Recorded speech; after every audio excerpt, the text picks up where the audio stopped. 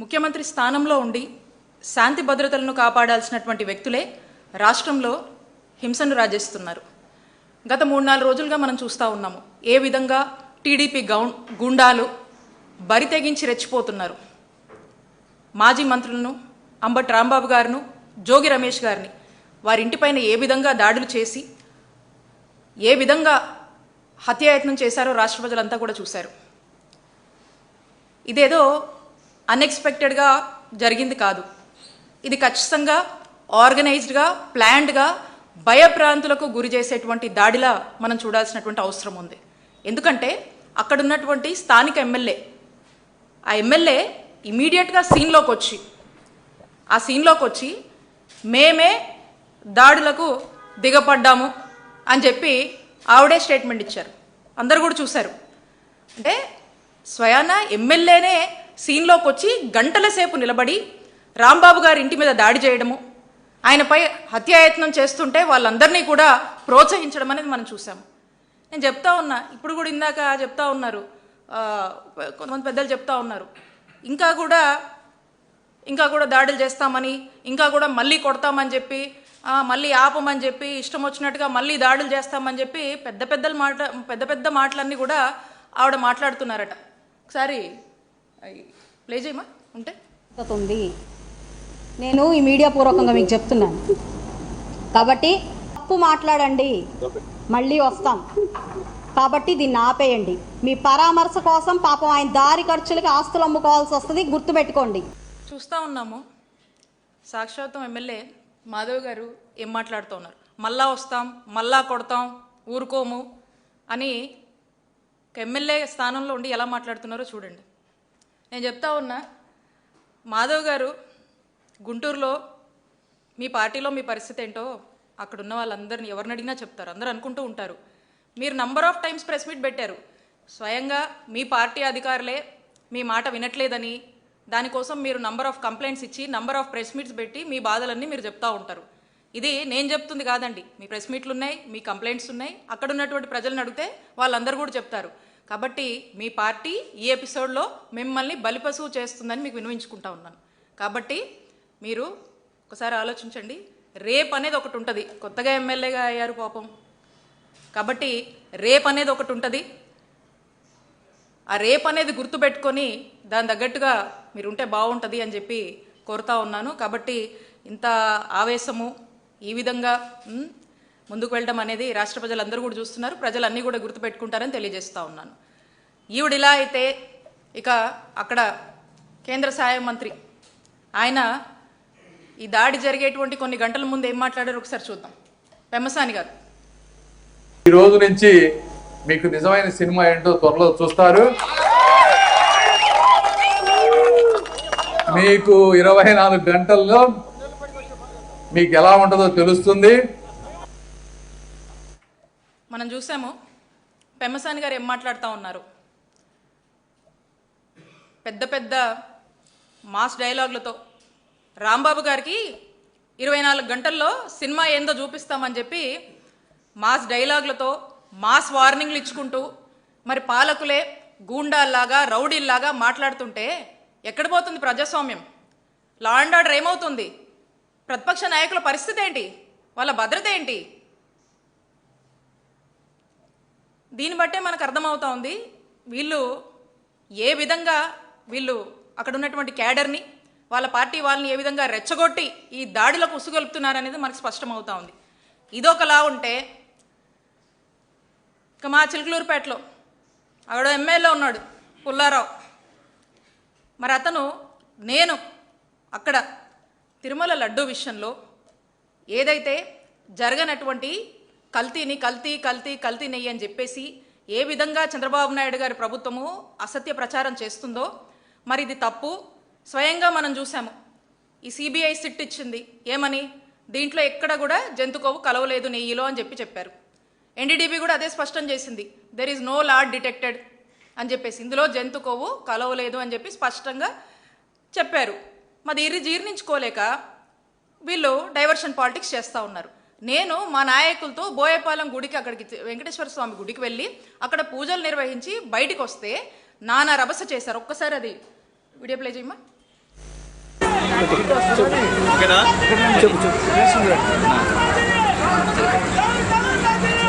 చెప్పానా? ఓకేనా? గోవిందా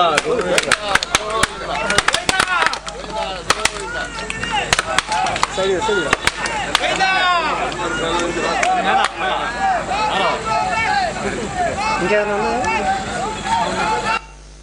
ఇక్కడ నేను చంద్రబాబు నాయుడు గారి బుద్ధి ఇప్పటికైనా మారాలి. ఇప్పుడు కూడా ఇంకా దేవుళ్ళని లాగి రాజకీయాలు చేయొద్దు, తమ స్వార్థ రాజకీయాల కోసం అని చెప్పేసి మొరపెట్టుకొని బయటికి రావడం జరిగింది. దీని తర్వాత నెక్స్ట్ వీడియో ప్లే చేయమా.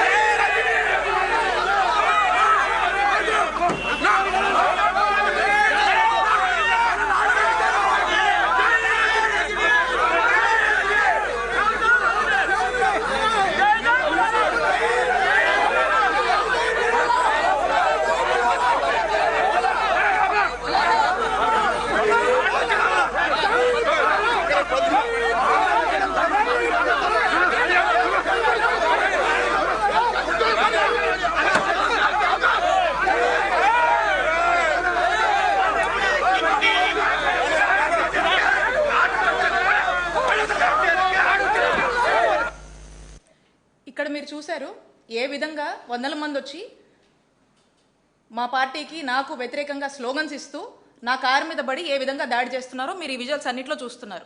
ఇక్కడ విచిత్రం ఏంటంటే నేను గుడిలోంచి బయటకు వచ్చినప్పుడు వాళ్ళే బయటకు వచ్చేలోపు ఈ రభసంతా చేసి మా మీద దాడి చేయడానికి, మా కారు మీద దాడి చేసి ఇలాంటి స్లోగన్స్ ఇచ్చి ఇష్టం వచ్చినట్టుగా మాట్లాడి మా మీద దాడి చేసి తిరిగి ఈరోజు చూస్తే విచిత్రం ఏంటంటే ఈరోజు నా మీద మా క్యాడర్ మీద కేసు కట్టారు. ఈ కేసు గురించి కూడా చెప్తాను మీకు. ఈ కంప్లైంట్లో ఏం రాస్తుందంటే మేమంట గుడికి వెళ్ళి అక్కడంట బయట నేను కుల మత వర్గాలు గురించి రెచ్చగొట్టే విధంగా నేను మాట్లాడానని చెప్పి కంప్లైంట్లో పెట్టారు. నేనంటే కుల మతాలు వర్గాల గురించి ఏదో రెచ్చగొట్టినట్టుగా మాట్లాడానని, ఆ తర్వాత మీకు ఇక్కడ ఏం పనని వచ్చిన వాళ్ళతో నేను గొడవపడి వాళ్ళని చేతులతో నెట్టి కర్రలతో కొట్టానంట. ఇది వీళ్ళు నా మీద కంప్లైంట్ ఇచ్చి మరి నా మీద కేసు కట్టారు. 22 మంది మీద కూడా మా నాయకుల మీద కూడా అక్కడ పార్టిసిపేట్ చేసిన వాళ్ళ మీద కేసులు కట్టడం జరిగింది. ఒక్కసారి ఆ ఫస్ట్ వీడియో ప్లే చేయమ్మా.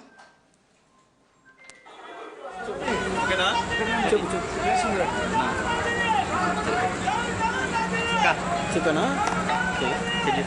ఓకేనా? గోవిందా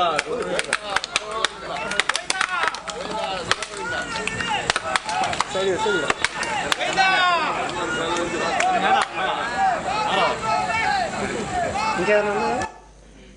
ఇక్కడ మీరందరూ కూడా గమనించారు, మేమంతా గోవిందా గోవిందా అని చెప్పేసి చంద్రబాబు నాయుడు గారికి మంచి బుద్ధి ప్రసాదించాలి అని చెప్పి మొక్కుతూ కొబ్బరికాయలు కొడతా ఉంటే అప్పటికే బయట గో బ్యాక్ అని స్లోగన్స్ ఇస్తూ ఉన్నారు.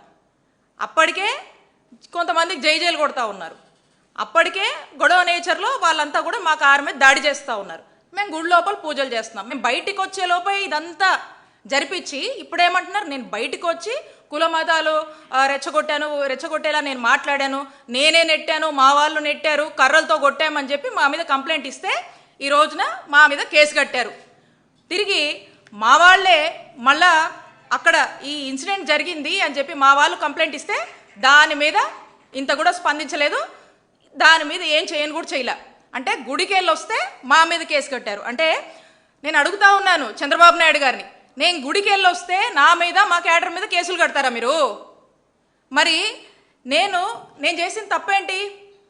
వెంకటేశ్వర స్వామి గుడికి వెళ్ళొద్దా? మీరు చేస్తున్నటువంటి మీకు ఇంకా మంచి బుద్ధి ప్రసాదించాలని మేము గుడిలోకి వెళ్ళి మొక్కొని వస్తే తప్ప మేమెక్కడ కవిచ్చాము? మేమన్నా గొడవ చేశామా? మా మానాన్ని మేము గుడికి వచ్చాము, మేము సైలెంట్గా మా పని మేము చేసుకుని వెళ్ళుకుంటే టీడీపీ గుండాల్లాగా మీ వాళ్ళు వచ్చి ఈ విధంగా చేసి మా మీద కేసు కడతారా? ఎక్కడ పోతుంది లా అండ్ ఆర్డరు? ఏమవుతుంది? నేను కుల మతాలని రెచ్చగొట్టానా? మరి ఈ విధంగా ఇప్పటికైనా ఆ కలియుగ దైవమైనటువంటి వెంకటేశ్వర స్వామి మీకు ఇప్పటికైనా మంచి బుద్ధి ప్రసాదించాలని కోరుకుంటున్నాను. మీరు వెంకటేశ్వర స్వామితో పెట్టుకుంటున్నారు. వెంకటేశ్వర స్వామి పేరుతో పెట్టుకుంటే ఎటుంటుందో తెలుసు కదా, ఏమవుద్దో తెలుసు కదా, అది మీకే వదిలేస్తున్నాను. కాబట్టి నేను ఒకటే చెప్తా ఉన్నాను, ఇప్పుడు కూడా పోలీసులు మేము ఇచ్చినటువంటి కంప్లైంట్ మీద రెస్పాండ్ అవ్వలేదు. నేను ఇదంతా ఎందుకు చెప్తున్నానంటే రాష్ట్ర పరిస్థితులు ఎలా ఉన్నాయి అని చెప్పడానికి ఉదహరిస్తూ ఉన్నాను. కాబట్టి నేను చంద్రబాబు నాయుడు గారిని ఒకటే కోరుతా ఉన్నా, మీరు ఎంతసేపు ఈ రెడ్ బుక్ ఇంప్లిమెంటేషన్ అంటా ఉన్నారు కదా, అదే మీరు ఫాలో అవుతున్నారు కదా, 20 నెలలుగా కూడా మీరు చేస్తుంది అదే కదా. కాబట్టి మీ రెడ్ బుక్ ఇంప్లిమెంటేషన్లో భాగంగా రేపు అసెంబ్లీలు ఉన్నాయి కదా చంద్రబాబు నాయుడు గారు, రేపు అసెంబ్లీలో వైసీపీ వాళ్ళు సామాన్య ప్రజలు ఏ గుళ్లకు వెళ్ళొద్దని ఓ చట్టం చేయండి. చంద్రబాబు నాయుడు గారు ఓ చట్టం చేయండి. ఇంకా ఈ విధంగా మరి పోలీసులే దగ్గరుండి దాడుల్ని ప్రోత్సహిస్తూ దాడులు చేయిస్తూ ఈ కూటమి ప్రభుత్వం వచ్చాక అధికారులను అడ్డం పెట్టుకొని ఏ విధంగా పోలీసుల్ని ఉసిగొల్పి హింసను ప్రేరేపిస్తున్నారో రాష్ట్ర ప్రజలందరూ కూడా చూస్తూ ఉన్నారు. మరి దీని పర్యావసనమే అంబటి రాంబాబు గారి మీద దాడి, జోగి రమేష్ గారి ఇంటి మీద పెట్రోల్ బాంబులు ఏ విధంగా వేసి ఏ విధంగా అక్కడ భయభ్రాంతులకు గురి చేశారో మనమంతా కూడా చూస్తున్నాము. కాబట్టి మాజీ మంత్రులుగా ఉన్నా కూడా ప్రతిపక్ష నాయకుల ఇళ్లపై ఈ విధంగా మరి దాడి చేయిస్తున్నారంటే ఒక్కసారి ఈ రాష్ట్రాన్ని చంద్రబాబు నాయుడు గారు ఏం చేయదలుచుకున్నారో ప్రజలందరూ కూడా ఆలోచించాల్సినటువంటి అవసరం ఉంది. సూటిగా ప్రశ్నిస్తున్నాను నేను చంద్రబాబు నాయుడు గారిని, అసలు ఈ గొడవ కారణం ఏంటండి? జరగని కల్తీనేయిని జరిగిందని మీరే అవాస్తవాల్ని అసత్య ప్రచారాలని ప్రజల్లోకి తీసుకువెళ్లారు. అది మా వైఎస్ఆర్ కాంగ్రెస్ పార్టీకి ఆపాదించి మా నాయకుడు జగన్మోహన్ రెడ్డి గారిని ఆపాదించి మీరే కదా ఫ్లెక్సీలేసి రెచ్చగొట్టే ప్రయత్నం చేశారు. క్లియర్గా సిట్ చెప్పింది, ఛార్జ్ షీట్లో ఎన్డీడీబీ చెప్పింది, there is no animal fat added అని చెప్పింది, ఇట్ ఈస్ నాట్ డిటెక్టెడ్ అని చెప్పింది. అయినా కూడా మీరే రెచ్చగొట్టి మీరే ఫ్లెక్సీలేసి ఈ గొడవకంతా ఈ రభసకంతా కారణం మీరే కదా. క్లియర్గా మీరు చేస్తూ మళ్ళీ దీన్ని డైవర్ట్ చేస్తూ అంటే క్లియర్గా ఎక్కడ కూడా వీళ్ళంతా మేము ఈ కూటమి ప్రభుత్వాన్ని నిలదీస్తున్నాం కాబట్టి ఎంబటే ప్రతిపక్ష నాయకుల ఇళ్లపైన దాడులు చేయాలి, అవసరమైతే పెట్రోల్ బాంబులు వేయాలి, ఇళ్లల్లో ఉన్న మహిళల్ని టార్గెట్ చేయాలి, కేసులు పెట్టాలి. డైవర్షన్ పాలిటిక్స్ ఇదే కదా మీరు ఎంచుకున్నారు. ఎందుకంటే మీరు డిఫేమ్ అవుతున్నారు. ఈ తిరుపతి లడ్డు నెయ్యి వ్యవహారం, కల్తీ నెయ్యి వ్యవహారంలో కూటమి ప్రభుత్వం డిఫేమ్ అవుతుంది. కాబట్టి దీని డైవర్షన్ కోసం ఈ దాడులకు ఈ హింసలకు పాల్పడుతూ ఉన్నారు. మీరు మొన్న మహిళల్ని టార్గెట్ చేశారు, అక్కడ రాంబాబు గారి ఇంట్లో వాళ్ళ లేడీస్ అందరినీ కూడా టార్గెట్ చేస్తున్నారు. ఈరోజు మనకు స్పష్టంగా అర్థమవుతుంది. చంద్రబాబు నాయుడు గారు మళ్ళీ మాట్లాడతారు ఏమనంటే, ఎక్కడా కూడా మహిళలను అగౌరవించినా, మహిళల మీద అసభ్య పోస్టులు పెట్టినా, మహిళలకు సంబంధించి ఏ ఇబ్బంది వచ్చినా నేను సహించను, తక్షణమే కేసులు పెడతాం, అది ఇదని చెప్పి ఉపన్యాసాలు ఇస్తూ ఉంటారు కదా. మరి ఇవన్నీ కూడా గడప కూడా దాటవు మీరు చెప్పినవన్నీ కూడా. అలా మాటలకి మీ మీడియాలో రాసుకోవడానికి పరిమితం తప్పితే ఇవేమీ కూడా చేతల్లో సాధ్యమయ్యేటివి కావు. ఎందుకంటే మీరే మహిళల్ని టార్గెట్ చేస్తారు, మళ్ళీ మీరేదో మహిళలకు చేసేస్తున్నట్టు, మహిళా పక్షపాతిలాగా మహిళల గురించి తెగ ఆలోచిస్తున్నట్టు, మహిళకి ఏ ఇబ్బంది వచ్చినా మీరేదో తెగ చేస్తున్నట్టు మళ్ళీ మీరే బిల్డప్ ఇస్తారు. కాబట్టి ఇక్కడ నేనున్నాను, ఒక బీసీ మహిళను నా మీద పలుసార్లు దాడి చేశారు. ఈ విషయంలో కూడా నేను గుడికి వెళ్తే నా మీద కేసు కట్టారు. మరి దీనికి మీరేం సమాధానం చెప్తారు? అసభ్యంగా సోషల్ మీడియాలో నంబర్ ఆఫ్ పోస్టులు పెట్టి వేధిస్తూ ఉన్నారు. మా పరిస్థితి ఇలా ఉంటే రాష్ట్రంలోని సామాన్య మహిళల పరిస్థితులు ఏంటండి? సమాధానం చెప్పండి చంద్రబాబు నాయుడు గారు. దీనికి ఏముండదు. ఇవన్నీ చూస్తుంటే అసలు రాష్ట్రంలో ఆటవిక పాలన నడుస్తుందా అనిపిస్తుంది. లా అండ్ ఆర్డర్ ఉందా అని ప్రతి సామాన్యుడు ప్రశ్నించేటువంటి పరిస్థితి ఈరోజు నెలకొంది. There is no democracy, no Indian constitution, no law and order. ఇది మన రాష్ట్ర పరిస్థితి. జంగల్ రాజుగా మారింది ఈరోజు మన రాష్ట్రం. ఈ విధంగా 20 నెలలుగా మనం చూస్తూ ఉన్నాం. కంటిన్యూస్గా ఇదే తంతు. ఏమంటే రెడ్ బుక్,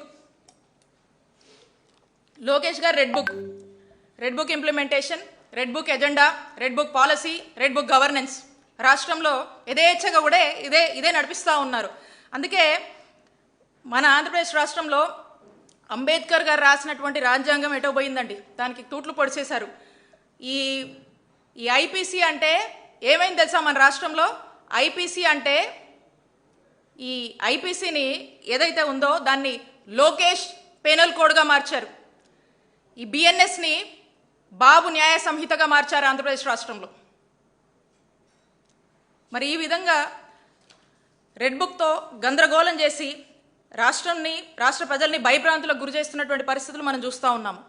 వాస్తవంగా ప్రతిపక్షం అంటే ఏంటండి? ప్రజల పక్షం. మీ చేతగానితనాన్ని, మీ తప్పుల్ని, మీ లోపాలని ప్రతిపక్షంగా మాట్లాడే హక్కు ప్రతిపక్ష నాయకులకు ఉంది. మేము ప్రశ్నిస్తాం, మేము ప్రజల పక్షాన పోరాడతాం. ఏ వర్గానికి అన్యాయం జరిగినా వైఎస్ఆర్ కాంగ్రెస్ పార్టీ వాళ్ళకు మద్దతుగా నిలబడుతుంది. మీరు చేస్తున్న తప్పులు తప్పని అంటుంది. మీరు ప్రజల కోసము ప్రజలకు మంచి పాలన ఇవ్వాలని చెప్పేసి మేము కోరుకుంటాం. అది జరగనప్పుడు మేము ప్రశ్నిస్తాం మిమ్మల్ని. మరి ఈరోజు అలాంటి పరిస్థితి వస్తే గొంతెత్తి మాట్లాడితే దాడులు చేస్తున్నారు, హత్యాయతనాలు చేస్తున్నారు, గూండాయిజం చేస్తున్నారు, రౌడీయిజం చేస్తూ ఉన్నారు, భయపెడుతున్నారు. అయినా కూడా ఎవ్వరూ భయపడం ఇక్కడ. ఎందుకంటే ఈ రాష్ట్రమేమీ మీ జాగీర్ కాదు.